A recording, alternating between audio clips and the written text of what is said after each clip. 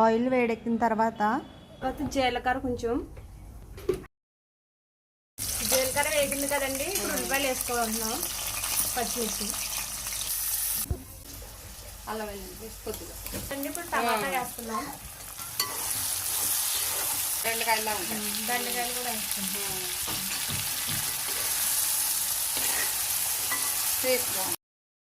చేప ముక్కలు వేసుకోవాలి.